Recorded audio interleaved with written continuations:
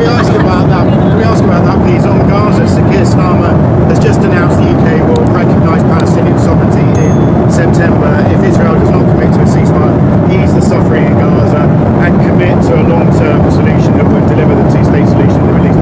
Did you know that was coming? No, we never discussed it. Surprisingly, it was never really discussed. Maybe a little bit at the news conference, but he was sort of discussing it with you. We never did discuss it, and we have no view on that. We're going to get a lot of money to the area so they can get some food. He's going to also.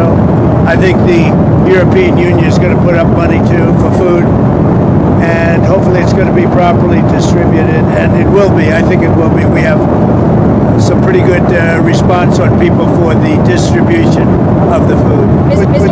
We want to take it one thing at a time.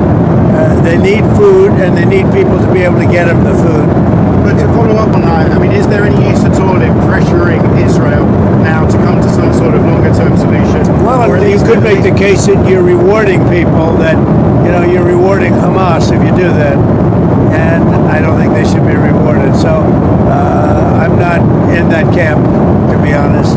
We'll let you know where we are, but I am not in that camp. Mr. President, because if you do that, you really are rewarding Hamas, and I'm not about to do that. Mr. President, you mentioned setting up food centers. When can we expect to see those food centers? Yeah, very soon. So we sent $60 million. It's a lot of money for food, a lot of money that can take care of people for a long time.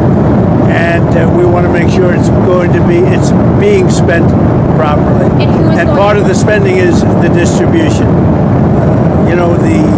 A lot of money's been sent by other countries, but nothing compared to us. But a lot of things have been stolen. They send money, they send food, and Hamas steals it.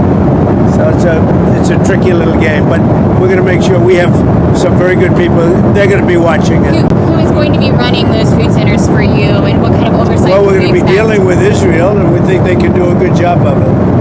And they want to do it. Of monitoring the food centers? No, they want to do it. The food centers, yeah. They want to preside over the food centers to make sure the distribution is proper. Speak to Prime Minister Netanyahu, and when will you speak? 2 days ago. How many? 2 days ago. When do you think? I said we sent money, and I want to make sure the money is spent wisely and is spent judiciously, and that food is distributed in a proper manner. And he wants to do that. Moving Palestinians out of Gaza, you said that in the past. Do you still support that idea? Well, it's a concept that some people fell in love with and some people don't. We really have to see how it all works out before we do that. But, you could do something spectacular, but that's a different concept.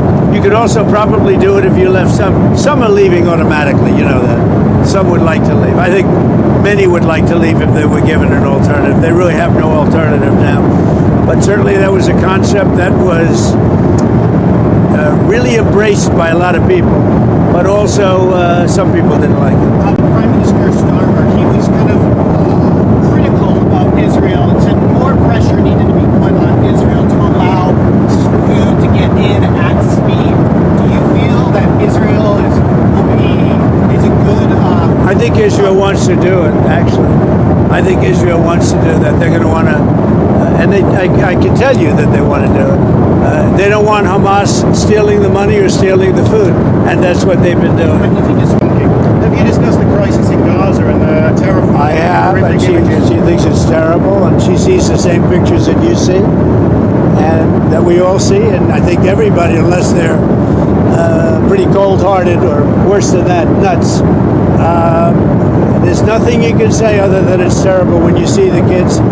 And those are kids, whether they talk starvation or not, those are kids that are starving. They are starving. And you see the mothers, they love them so much, and there's just nothing they seem to be able to do. They got to get them food, and we're going to get them food.